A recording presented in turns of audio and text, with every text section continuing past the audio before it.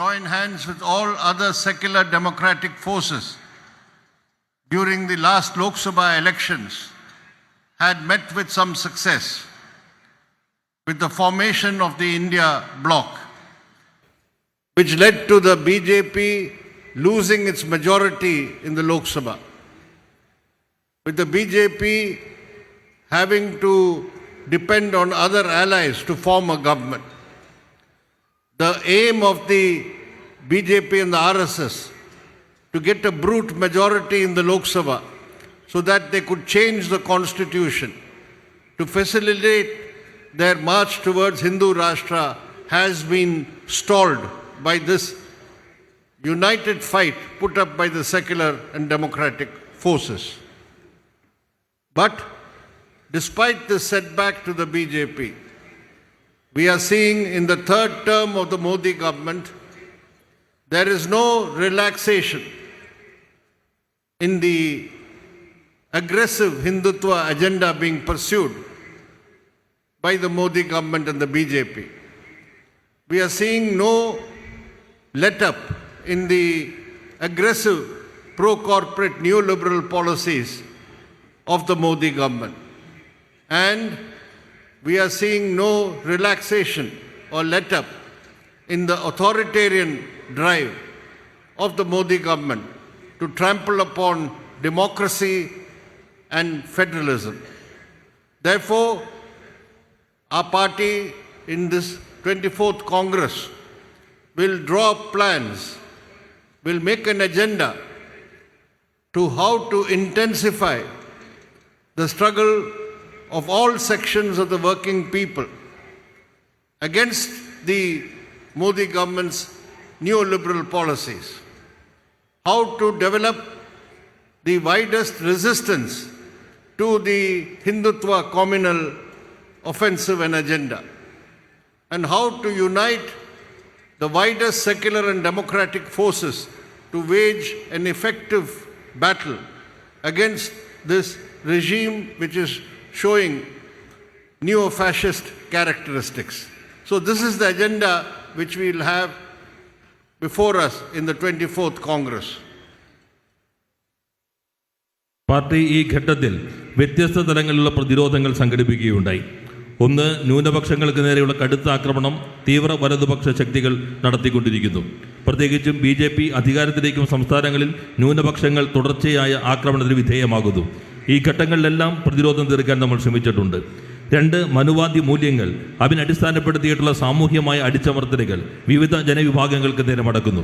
സ്ത്രീകൾക്ക് മേലെയുള്ള കടന്നാക്രമണം അതിൻ്റെ ഭാഗമാണ്. ഈ സ്ത്രീകൾക്ക് എതിരെയുള്ള കടന്നാക്രമണങ്ങൾ നമ്മൾ പ്രതിരോധിക്കുന്നു.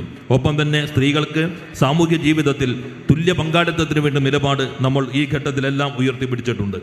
ദളിത് ആദിവാസി വിഭാഗങ്ങൾ സാമൂഹ്യമായ അടിച്ചമർത്തലിന് BJP ഗവൺമെൻറ്റിന് കീഴിൽ കൂടുതൽ വിധേയമായിക്കൊണ്ടിരിക്കുന്നു. ഹിന്ദുത്വ ക്രമത്തിൻ്റെ ഭാഗമായിട്ടുള്ള കടന്നാക്രമണങ്ങളാണ് ഈ വിഭാഗങ്ങൾക്ക് നേരെ വരുന്നത്. അതിനെയും പ്രതിരോധിക്കാനായി നമ്മൾ ശ്രമിച്ചിട്ടുണ്ട്. ഇതെല്ലാം മനസ്സിൽ വെച്ചുകൊണ്ടാണ് പാർട്ടി കോൺഗ്രസ് ചേരുന്ന ഈ ഘട്ടത്തിൽ എന്തെല്ലാം നിലപാടുകളാണ് നാം സ്വീകരിക്കേണ്ടത് എന്ന് ചർച്ച ചെയ്യുന്നത്. ഈ കാലഘട്ടത്തിൽ മതനിരപേക്ഷ ജനാധിപത്യ ശക്തികളുടെ ഐക്യം വിപുലപ്പെടുത്താനായി നമുക്ക് കഴിഞ്ഞു. ആ ഐക്യത്തിൻ്റെതായ പ്രതിഫലനം ലോക്സഭാ തെരഞ്ഞെടുപ്പിൽ തെളിഞ്ഞു കാണുകയുണ്ടായി. ലോക്സഭാ തെരഞ്ഞെടുപ്പിന് മുന്നോടിയായി ഈ ഐക്യത്തിൻ്റെ ഭാഗമായി ഇന്ത്യ ബ്ലോക്ക് രൂപീകരിക്കുന്നതിൽ നമുക്ക് നിർണായകമായി ഇടപെടാൻ കഴിഞ്ഞു. അതിൻ്റെ ഭാഗമായി തന്നെ ഈ യോജിപ്പ് BJPക്ക് ലോക്സഭയിൽ ഒറ്റയ്ക്ക് ഭൂരിപക്ഷം നേടാൻ കഴിയാത്ത സാഹചര്യത്തിലേക്ക് എത്തിച്ചു. മറ്റ് സഖ്യശക്തികളെ ആശ്രയിച്ചുകൊണ്ട് മാത്രം സർക്കാർ രൂപീകരിക്കാൻ കഴിയുന്ന അവസ്ഥ ഈ ലോക്സഭാ തെരഞ്ഞെടുപ്പ് ഫലം സൃഷ്ടിച്ചു. BJP RSS ലക്ഷ്യം വച്ചിരുന്നത് നിർണായകമായി ഭൂരിപക്ഷം നേടാനും അതുവഴി ഭരണഘടനയെ തന്നെ ഭേദഗതി ചെയ്യാനും ഹിന്ദുത്വ രാഷ്ട്രത്തിലേക്ക് ഇന്ത്യയെ മാറ്റാനുമായിരുന്നു അവർ ശ്രമിച്ചിരുന്നുവെങ്കിൽ മതനിരപേക്ഷ ജനാധിപത്യ ശക്തികളുടെ ഏകോപിതമായ പ്രവർത്തനം വഴി അതിനെ പരാജയപ്പെടുത്താൻ കഴിഞ്ഞു എന്നത് ഏറ്റവും പ്രധാനപ്പെട്ട കാര്യമാണ്. എങ്കിലും ഇതെല്ലാം സംഭവിച്ചുവെങ്കിലും മൂന്നാം റൗണ്ടിലും BJP തങ്ങളുടെ നിലപാടുകൾ മാറ്റം വരുത്തുമില്ല. ഹിന്ദുത്വ അജണ്ട ശക്തിപ്പെടുത്തി അവർ മുന്നോട്ട് പോകുന്നു. ആക്രമണോത്സുകമായ നവ ഉദാരവൽക്കരണ നയങ്ങൾ അവർ ഒരു ഇളവുമില്ലാതെ തന്നെ മുന്നോട്ട് കൊണ്ടുപോകുന്നു.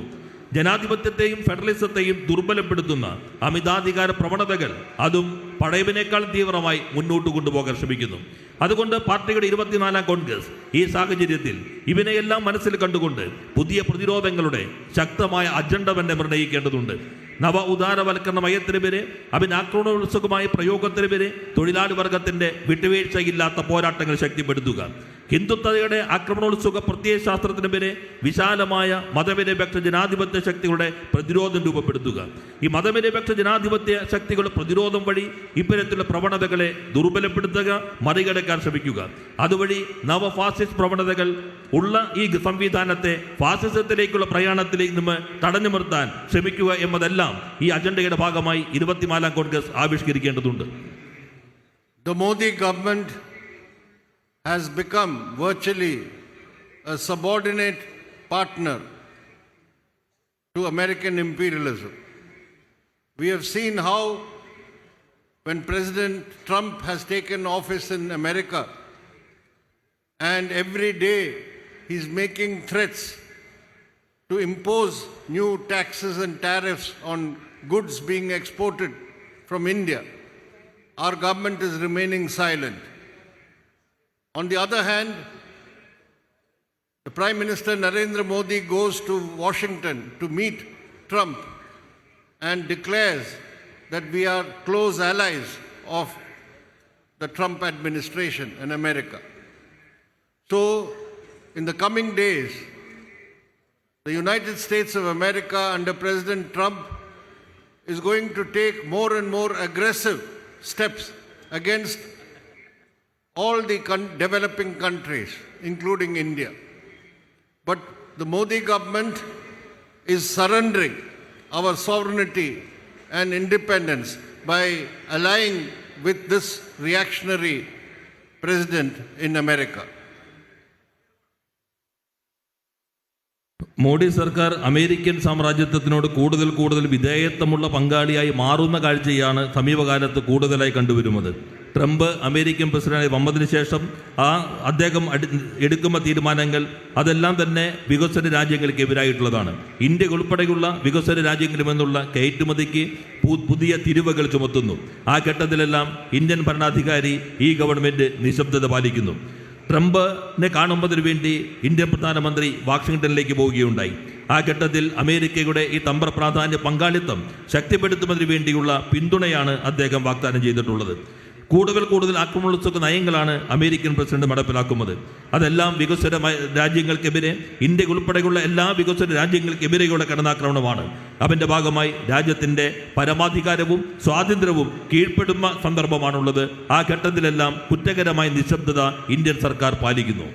So in this national political situation in Kerala, which has the strongest and biggest unit of the CPIM, we have seen how the CPIM and the LDF in Kerala have been also in the forefront in the fight against the pro-corporate neoliberal policies of the central government, have been in the forefront of the fight against the Hindutva communal forces and other varieties of communalism, and have been in the forefront in the defense of the rights of Kerala as a state, in defense of federalism.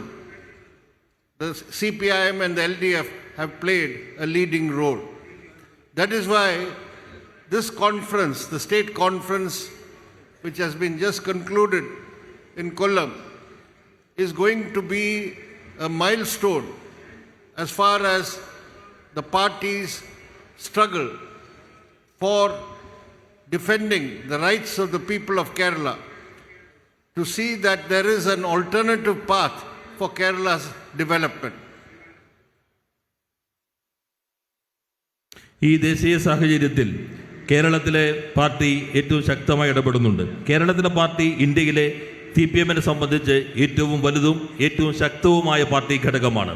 കേരളത്തിലെ CPM-ഉം LDF-ഉം എല്ലാ പോരാട്ടങ്ങളിലും ദേശീയ തലത്തിൽ നാം ഏറ്റെടുക്കുന്ന പോരാട്ടങ്ങളുടെ മുൻപന്തിയിലാണ്. നവ ഉദാരവൽക്കരണ corporate നയങ്ങളെ പ്രതിരോധിക്കുന്ന പോരാട്ടങ്ങളിൽ, അതോടൊപ്പം തന്നെ ഹിന്ദുത്വ വർഗീയ ശക്തികളുടെ കടന്നാക്രമണത്തെ പ്രതിരോധിക്കുന്നതിൽ, അതോടൊപ്പം തന്നെ ഒരു സംസ്ഥാനം എന്ന നിലയിൽ കേരളത്തിൻ്റെ അവകാശങ്ങൾ സംരക്ഷിക്കുന്നതിനും ഫെഡറലിസം എന്ന അടിസ്ഥാന ശിലയെ സംരക്ഷിക്കുന്നതിനും വേണ്ടിയുള്ള പോരാട്ടങ്ങളിലും കേരളം ഇടതുപക്ഷം CPIM നേതൃത്വപരമായി പങ്കുവഹിക്കുന്നു. അതുകൊണ്ട് തന്നെ കൊല്ലത്ത് ചേരുന്ന സംസ്ഥാന കോൺഗ്രസ് പാർട്ടിയുടെ ചരിത്രത്തിലെ ഒരു ഏറ്റവും പ്രധാനപ്പെട്ട ഒരു ഘട്ടത്തെ പ്രതിനിധാനം ചെയ്യുന്നു. കേരള ജനതയുടെ അവകാശങ്ങൾക്ക് വേണ്ടിയുള്ള പോരാട്ടവും ബദൽ നയങ്ങൾ വഴി പ്രതിരോധത്തിൻ്റെ പുതിയ രൂപങ്ങൾ തീർക്കുന്ന പോരാട്ടത്തെ നിർണ്ണയിക്കുന്നതിലും ഈ കോൺഗ്രസ് ഒരു ചരിത്ര ഘട്ടമായി മാറും എന്നാണ് കണക്കാക്കുന്നത്. In the first term of the LDF government under the leadership of Comrade Pinarayi Vijayan, we saw how in Kerala the LDF government pioneered and pursued various alternative policies, pioneered and pursued measures for the welfare of different sections of the people, and sought to set out an alternative path of development. It is because of this that this government, now in its second term, has come under attack from the Modi government at the center. Everything is being done to squeeze financially this government so that it is prevented from implementing the policies and promises that it made to the people.